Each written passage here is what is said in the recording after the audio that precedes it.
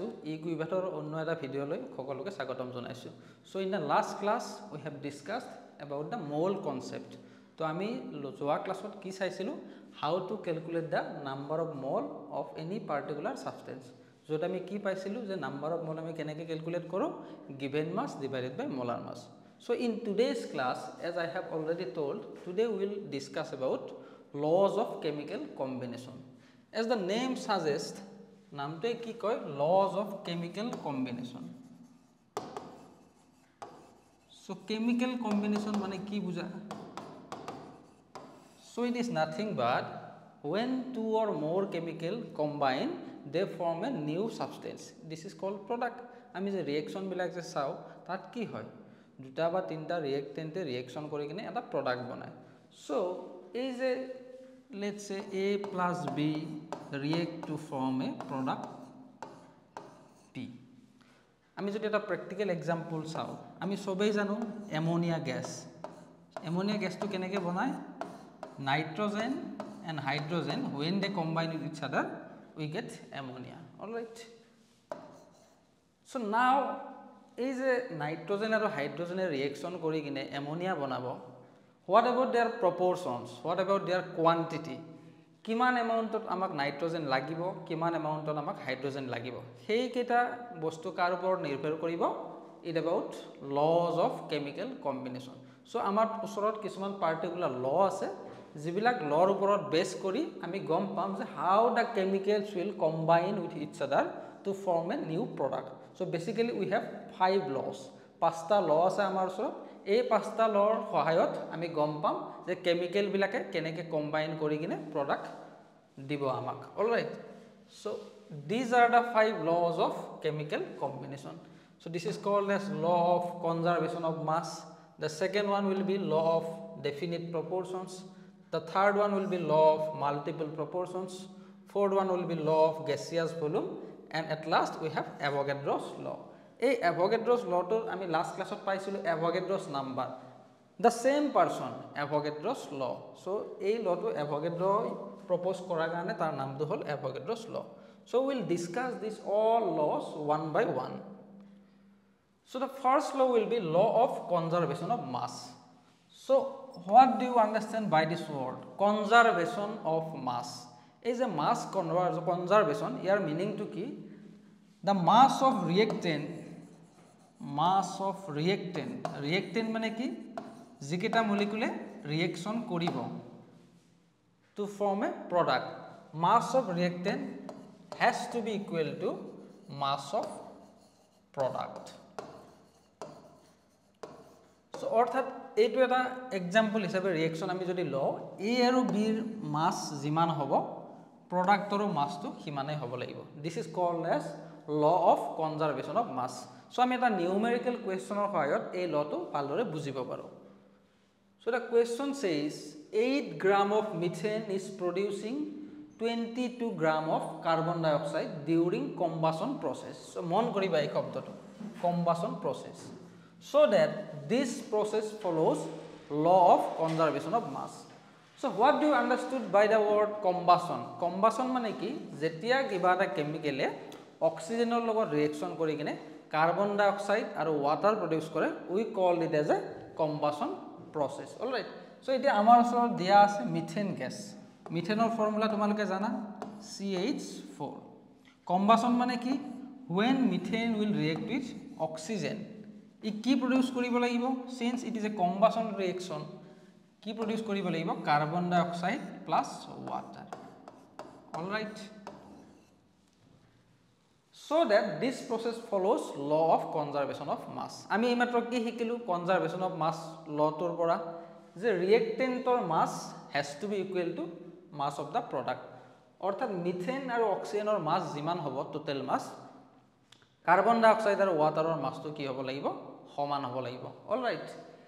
before proceeding আমি এইটো কথা প্ৰথমতে চাব লাগিব since this is a reaction the reaction has to be balanced each and every number of atom has to be same ইয়াত carbon যিমানটা আছে প্ৰডাক্টৰো কাৰ্বন হিমানে থাকিব লাগিব ইয়াত কাৰ্বন এটা আছে প্ৰডাক্টৰো কাৰ্বন এটা আছে but if you look at the number of oxygen ইয়াত oxygen atom দুটা আছে reactantত প্ৰডাক্টত কিমানটা আছে অক্সিজেন 3টা আছে অলৰাইট হাইড্ৰোজেন ইয়াত 4টা আছে তাত হাইড্ৰোজেন 2টা আছে so now can we do one thing ইয়াত যদি মই এটা 2 প্লেস কৰি দিও in product now I have 4 oxygen atom alright ইয়াত যদি মই এটা 2 প্লেস কৰি দিও is the reaction is balanced now yes oxygen 4টা আছে প্ৰডাক্টতো oxygen 4টা আছে হাইড্ৰোজেন ইয়াত 4টা আছে প্ৰডাক্টতো হাইড্ৰোজেন 4টা আছে now we will proceed to the question আমি এতিয়া কি গম পালো CH4 ইয়াৰ আগত মই একো লিখা নাই মানে কি আছে ইয়াত 1 alright so ইয়াৰ কোএফিচিয়েন্ট কিমান 1 so 1 mole CH4 reacts with how many moles of oxygen 2 moles of oxygen alright কি প্রডিউস করে ইয়াত একো লিখা নাই মানে এক্স্যাক্টলি 1 mole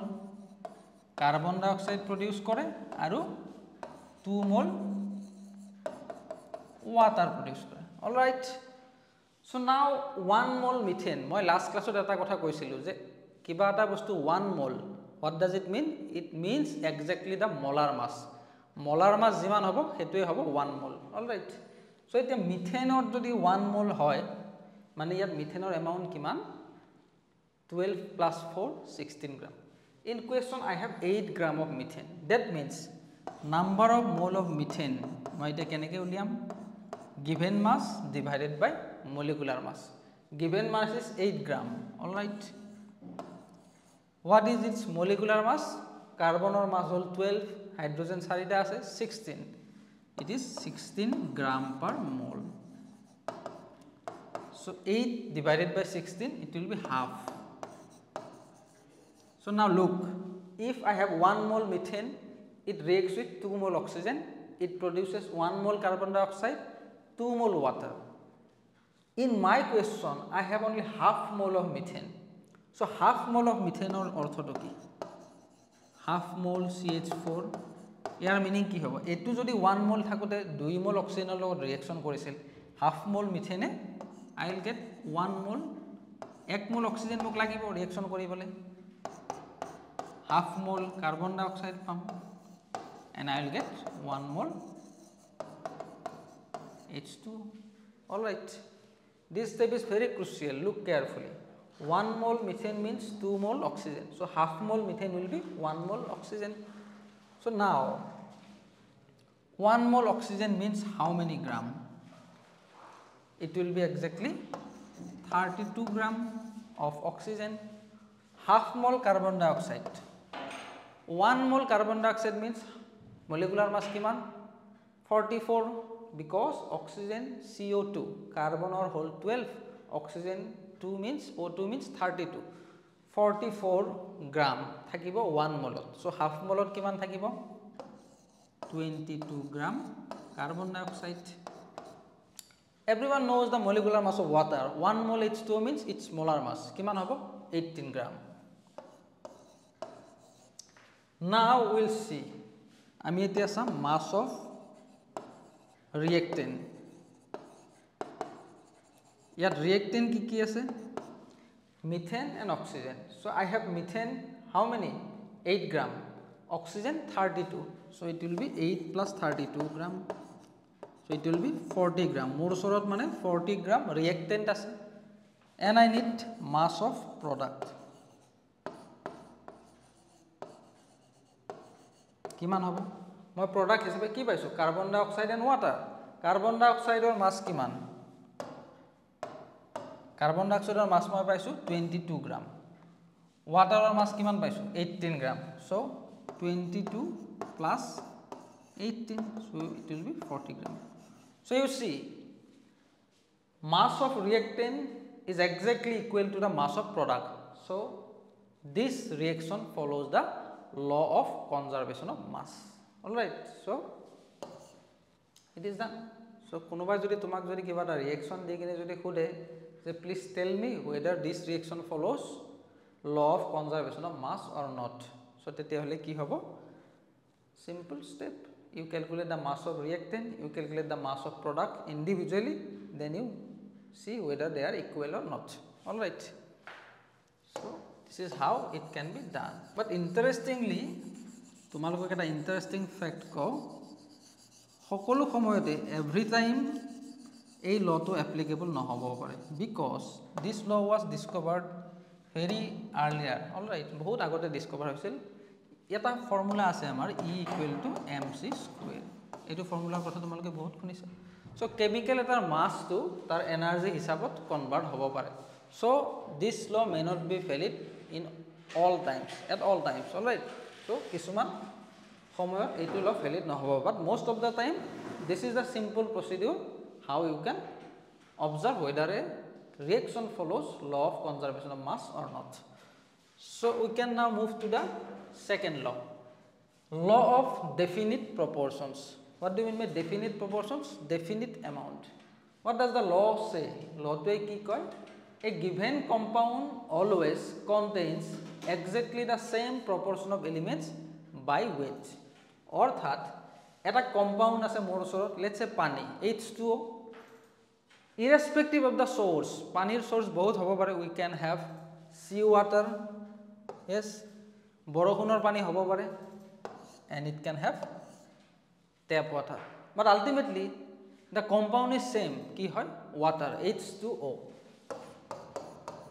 So এই লটোৱে কি কয় যে irrespective of the source, তুমি ক'ৰ পৰা কম্পাউণ্ডটো পাইছা বা বনাইছা সেইটো ডাঙৰ কথা নহয়, কম্পাউণ্ডটোত থকা এলিমেন্ট বিলাকৰ যেটো প্ৰপৰচন হ'ব, যেটো ৰেশিও হ'ব, that has to be same. H2O ত চোৱা, যদি আমি চাও হাইড্ৰোজেন থাকে 2 গ্ৰাম, অক্সিজেনৰ মাছ কিমান 16, so it is the 1:8 ৰেশিও। ইয়াত থাকা পানীখিনিৰো একেই হ'ব, যেহেতু H2O আছে, এটা হাইড্ৰোজেনৰ মাছ 1 গ্ৰাম, so it will be 2 গ্ৰাম এটা অক্সিজেনৰ মাছ কিমান 16 গ্রাম, 2:16, and it is also 2:16. Simplify korle moi ki pam 1:8. So this is law of definite proportion. For example, calcium carbonate, formula for calcium carbonate is CaCO3. ইয়াত কি কি থাকিব, calcium থাকিব, carbon থাকিব, oxygen থাকিব। ইহতৰ মাছৰ যেটো ৰেশিও হ'ব, তুমি ল্যাবৰেটৰীত ক্যালসিয়াম কাৰ্বনেট বনাইছা, নহলে বা আমি ন্যাচাৰেলি ডিসকভাৰ কৰিছো ক্যালসিয়াম কাৰ্বনেটটো এক্সিষ্ট কৰে, the ratio has to be same. Alright, so this is law of definite proportions. Here we have a question side of 0.23 gram of calcium on burning with oxygen produces 0.575 gram of calcium oxide. So ki koise calcium on burning with oxygen produces calcium oxide. তো মই এতিয়া ইয়াত ক্যালসিয়ামৰ এমাউন্টটো লিখি লম, অক্সিজেনৰ আৰু calcium oxide. 0.230 gram of calcium, 0.230 gram of calcium on burning with oxygen, oxygeনৰ এমাউন্টটো মোক কোৱা হোৱা নাই, produces 0.575 gram of calcium oxide. So mass of calcium oxide is 0.575 in experiment 1. All right, while 0.180 gram of calcium, মানে ইয়াত দুটা experiment কৰা হৈছে, second এক্সপেৰিমেন্টত কি কৰা হৈছে 0.18 gram of calcium on burning with oxygen produces 0.450 gram of calcium oxide, 0.450 gram of calcium oxide. All right, verify whether they follow law of definite proportion or not. So etu keneke korim etia, that means jodi law of definite proportion follow koribo lage, experiment 1 ot calcium aru oxygen or jetu ratio hobo hetu experiment number 2 t calcium aru oxygen or ratio logot saman hobo lagibo. All right, etia prothom tut calcium asil 0.230 gram, calcium oxide is the product, kiman paise 0.575 gram. Calcium অক্সাইডত কি কি থাকিব, calcium আৰু oxygen, already আমাক ক্যালসিয়ামৰ মাছ দিয়া হৈছে, so ইয়াত অক্সিজেনৰ মাছ কিমান হ'ব, ইটস ভেৰি সিম্পল, তুমি প্ৰডাক্ট পাইছা 0.575 গ্ৰাম, তাৰ পৰা তুমি কোনটো মাইনাস কৰিব লাগিব, ক্যালসিয়াম কিমান আছে 230 গ্ৰাম, সো মাইনাস কৰিলে আমি কি পাই যাম, mass of oxygen. So this is for experiment 1. Alright, এটো যদি মই মাইনাস কৰো কিমান পাম 5 4 3 0.345 গ্ৰাম মোৰ ওচৰত কি থাকিব অক্সিজেন আছে all right in experiment number 2 same procedure will be followed 0.45 gram মোৰ কি আছে calcium oxide calciumৰ amount কিমান দিয়া আছে 0.180 so মই calcium টো যদি ইয়াৰ পৰা মাইনাস কৰি দিও মই কি পাই যাম mass of oxygen কিমান হ'ব 0.270 gram so etia one by one মই যদি চাও for experiment 1 ratio of calcium is to ratio of oxygen কেনেকৈ কৰিম 0.230 divided by 0.345 তোমালোকে ক্যালকুলেটৰত কৰি চাবা মোৰ অলৰেডি ভ্যালুটো মনত আছে so it will be 0.6 for experiment number 2 ratio of calcium is to oxygen কিমান হ'ব 0.180 divided by 0.270 it will be exactly equal to 0.6 so in both experiment number 1 and experiment number 2 the ratio of calcium to oxygen is exactly same so that means this reaction follows law of definite proportions all right so তোমালোকক যি কোনো reaction এনেকুৱা দি দিব পাৰিব যত তোমাক এটা ৰিঅ্যাক্টেন্টৰ মাস দিব আৰু প্ৰডাক্টৰ মাস দিব কি কৰিব লাগিব mass of product minus mass of reactant কৰিলে যেটো এক্সট্ৰা ৰিঅ্যাক্টেন্ট বাছি ৰৈ যাব তাৰ মাসটো তোমালোকে কম পাবা then you calculate the ratio right so I hope this law is now clear for everyone then the third law is called as law of multiple proportions মানে কি multiple that means এটাতকে বেছি when two elements can combine to form more than one compound so eta compound ke basically compound jodi banaba pare the masses of one element that combine with a fixed mass of the other element are in the ratio of small whole numbers mane ki so 1 2 3 4 whole number or ratio thakibo so let us take an example I have carbon oxygen forming carbon monoxide I have carbon oxygen gas this is oxygen molecule forming carbon dioxide now I know mass of carbon kiman 12 gram all right mass of oxygen 16 gram for this also mass of carbon 12 gram now mass of oxygen 32 gram you see when two elements can combine to form more than one compound so yat carbon aru oxygen ebarot carbon monoxide banaise same atom carbon and oxygen ki banaise carbon dioxide combine with a fixed mass of the other element so other element mane ki carbon or mass to yat fix ase etia oxygen or mass to ami change korisu ihot dutar mass or jitu ratio hobo ki hobo 16/32 it will be 1:2 they are in a small whole numbers yes or no all right so it is a whole law of multiple proportions we can take another example ami kuntu example lobo paru we know about water molecule all right hydrogen plus oxygen H2O hydrogen and oxygen aru eta beleg compound formation koribo pare H2 plus O2 H2O2 this is called as hydrogen peroxide তোমালোকে বহুতে নাম শুনিছা hydrogen peroxide so yat hydrogen kiman ase 2 gram yato 2 gram so this is the fixed oxygen 16 gram yat oxygen kiman ase 32 gram all right এই যে অক্সিজেনৰ মাসটো change হৈছে হাইড্ৰোজেনৰ মাসটো fix আছে the ratio of mass of oxygen in the first reaction to the mass of oxygen in the second reaction has to be in a small whole number ratio so kiman hobo 16:32 again 1:2 so this is all about law of multiple proportions all right one more question can be arise from here a question this is very interesting question Nitrogen and oxygen can form various compound, বহুত compound বনাব পাৰে। Nitrogen আৰু অক্সিজেনে combine কৰি N2O বনাব পাৰে, NO, N2O3, nitrogen dioxide, N2O5, alright. So এতিয়া যদি মই চাওঁ ইয়াত N2 নাইট্ৰজেনৰ মাছ কিমান 14 গ্ৰাম, দুটা নাইট্ৰজেন আছে দ্যাট মিন্স 28, এটা অক্সিজেন আছে মিন্স 16 গ্ৰাম, অলৰাইট। মই ইয়াত এইবিলাক গ্ৰামত লৈছোঁ। ইয়াত এটা নাইট্ৰজেন আছে that means it will be 14, এটা অক্সিজেন আছে it will be 16 gram. N2O3